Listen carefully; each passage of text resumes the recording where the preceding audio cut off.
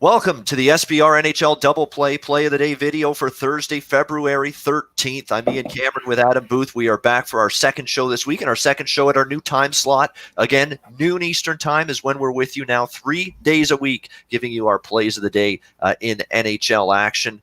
So let's get right into it. But before we do, we remind you, NHL written content, great articles daily, and they're all there to make you more informed as a sports bettor and as an NHL hockey bettor. You can find them every single day at sportsbookreview.com, and specifically by checking out sbrvideo.com/NHL. You'll find all the great NHL articles written there, including some by Adam Booth, my colleague here on this show, Jimmy Murphy, and others that contribute daily NHL articles on the site. That's at sbrvideo.com/NHL. I know Adam's play of the day on Tuesday got postponed. It was from that St. Louis Anaheim. Yeah, what a freaky incident that was. Yeah. Scary incident. And I just wanted to bring that up because it's actually one of the more scary things you see when you're watching a live sporting event, when just an unfortunate emergency like that in terms of someone's health and maybe their survival, for crying out loud, takes place during a game. And that's obviously what we saw. I mean, most people have, shown, or a lot of people have on Twitter have posted the images and the video of the moment that Jay Bouwmeester collapsed on the bench. Very, very scary. Absolute kudos and hats off, applause, whatever accolades I can give to everybody there that was on site at the time. The St. Louis players realizing immediately something's not right here.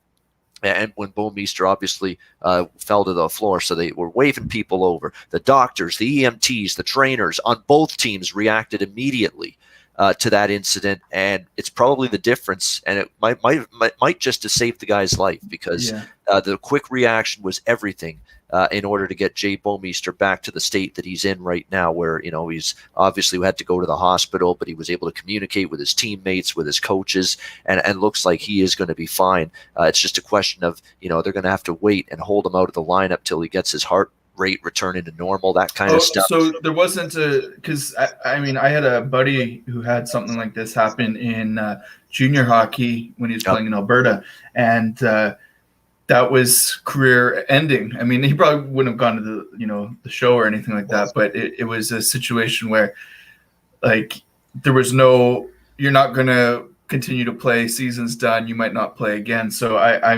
these heart condition things, whether it's pre-existing or just a freak anomaly, that's devastating for a team, and I'm just glad that they canceled the game. It takes a lot for an NHL game to be canceled. We've seen guys carted off in stretchers many times for dirty hits from behind, and they'll play on. But this was something more serious. It had nothing to do with the on-ice play, and so it's not an injury where you're saying, okay, we kind of know that he's going to be all right now. We don't know that.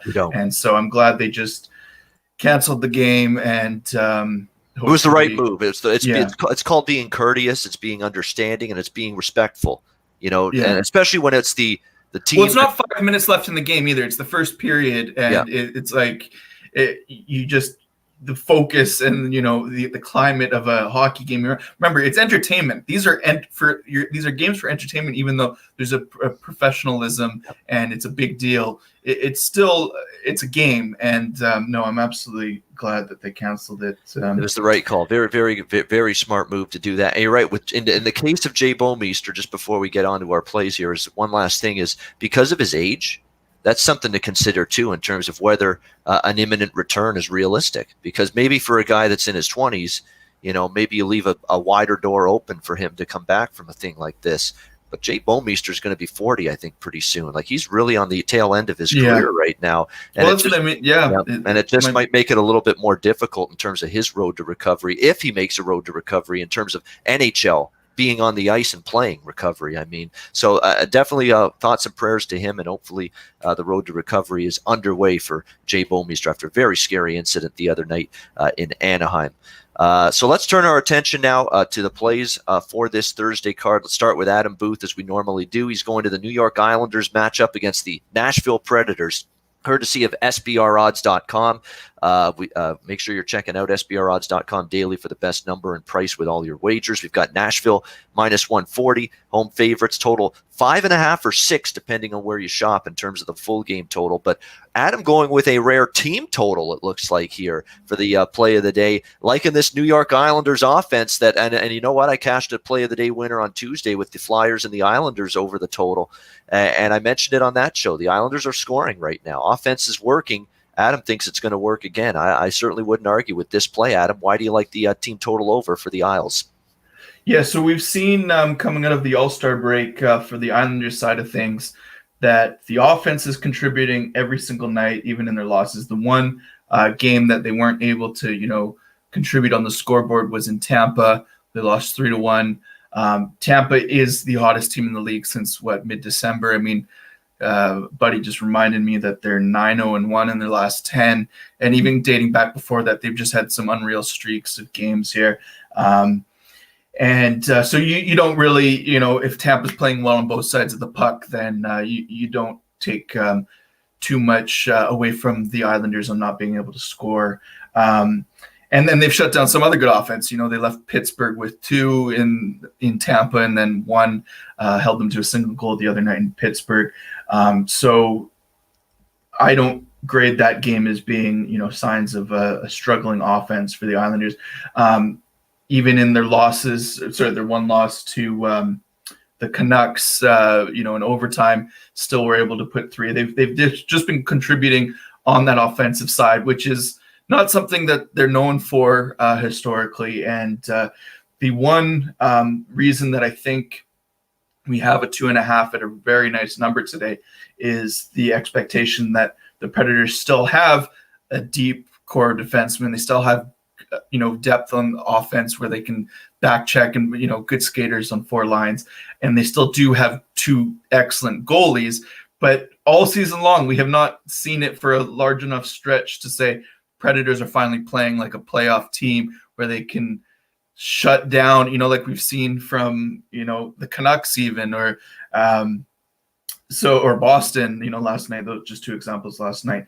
So I do not value this Predators defense very highly for what we've seen thus far. They let Vancouver pot 6 the other night. They have 2-0 lead against the Oilers. They allow 3 in the last 21 minutes of the game and walk away without a point. So I don't know when the Predators, if they are this season, going to show, the defensive structure that they were sort of left with in years past. But at this price, it wasn't a play that I even sort of thought twice about or tried to overthink. It just seemed very straightforward, especially, when you look at Predators penalty kill, it's still in that 70% range. And so I don't, the Islanders have been in some higher scoring games and I think Trotz would like as well. But if they are getting the goal scoring, it's okay. Because I don't think they're, a Leafs team where they're going to struggle come playoff time if they make it there to buckle down. So I am very happy with the 2.5 total, the significant value against a Nashville team that I just haven't seen the consistent play to sort of reason that it's a consistent shutdown team game after game. And so even with the Islanders, averaging a little under 3 goals a game this season, I think the Predators fall into the category of teams far more likely for them to get 3 than not. Nashville walked into New York earlier this year, and I think it was 7-2 or 7-3. They crushed them. It was 8-3. Sorry. So again, that could be a night like tonight where, Nashville finally puts together a good home performance, which we have not seen recently. They're 11-15 at home, or 11-4 at home, or something like that. So again, until we see something different, until the Nashville numbers improve, very happy with the Islanders team total here. All right, good stuff. And I'm fully in agreement with this. In fact, I've sprinkled this game in 3 different ways, and actually 2 different ways. I'm going to add this team total because I like it. But I'm on the Islanders and the full game over in this game, over 5.5, and the Islanders at a plus price. I'm sorry that it's Nashville at minus 140. It stinks to me. That team I don't trust in this price range. Sorry, I just don't. Like, you look at this Nashville group. You look at this Nashville group years past. Believe it or not, offensively, they're on par this year with where they've been in the past when they were going to the Stanley Cup that one year against Pittsburgh. What's the difference, you ask? It's their defense and their penalty killing. In past years, it's been good. This year, it's a disaster. Their defensive, other than Yossi, name a blue liner playing good for that team right now. You can't do it. Ekholm struggled. And Yossi has the responsibility of trying to contribute on the offensive end too. You know, he's a big minute guy. He's playing all their special teams. And I completely agree.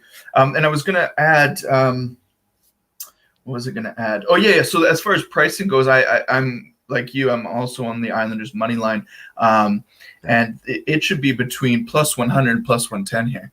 You know, I have Nashville, I think, at 51% or 52%, something very small, and we have them here at what, 55, 56. So it's it seems like small beans when you talk about 3 or 4%, but again, over a plethora of wagers, that value is recognized. So I do think the Predators, I mean, they were getting booed their last home game. I think they were shut out 3-0 against the Golden Knights.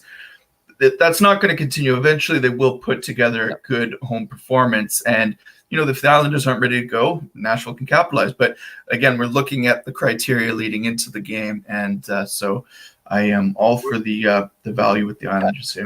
If Nashville plays a good game at home, which they're capable of, they can win the game for sure. What I'm talking about is minus 140 for a team that's just not showing you enough in terms of consistency right now. And David Poyle's been a measured guy in his career as a general manager of the Predators. He's never usually rushed into things. He made his first ever panic move. I'm canning Peter Laviolette when he did. I mean, and then hiring John Hines, who's done absolutely squat, zip, zilch, nothing in terms of showing, putting together a good team on the ice as an NHL head coach. And that's the guy you get to replace Laviolette. So there's a whole bunch of issues. Then, of course, I haven't even talked about Rene and Saros. You don't know what you're going to get from either of them, night in and night out. So it's just a whole bunch of issues right now with this Predators team. But Adam liking the Islanders team total over 2.5, and he's absolutely right about them scoring. You look at the Islanders, 5-5. They were held to 1, but Tampa Bay is playing great defense right now, believe it or not. But 5 against the Flyers, 5 against the Capitals, 5 against the Kings, 4 against Dallas, 3 against the Canucks, 4 against the Rangers. It's been a good offensive surge lately for the Islanders, so I do like that team total. My play is going to come from the Calgary-Anaheim game, late night action. We've got Calgary minus 110 to minus 115, road favorites, 5.5 the total. And this is an Ian Cameron over the total wheelhouse bet. It's a wheelhouse bet because I like picking on the teams that have cluster injuries on defense on the blue line because they're weaker there. They're not going to keep goals out of their net as easily when you're dealing with cluster injuries on the blue line. And for the Calgary Flames, it's not just cluster injuries. It's arguably your 2 best defensive shutdown defensemen. Mark Giordano, who's actually good at the offensive end too, but he's good at the defensive end. And then absolutely Travis Hamonic. You throw him into that discussion as one of the best shutdown defensemen on this Flames team. Both of them out indefinitely, and you saw the consequences of it. They gave up 35 shots to a weak LA King offense last night and 4 goals in a loss to LA last night. I think there's going to be signs of more of that to come for this Calgary team. You just can't lose Mark Giordano. You just can't lose Travis Hamonic, who is one of your best penalty killers on the blue line, who's one of your leading shot blockers on the blue line, who's always in good position, structure, good, body position, stick position, physical presence, will wipe someone out in front of the net when they're trying to get a loose puck. Hamonic will do all those things for the Flames. So without him, it's an issue. They're going to start giving up some more goals, I think, moving forward. We saw evidence of it last night.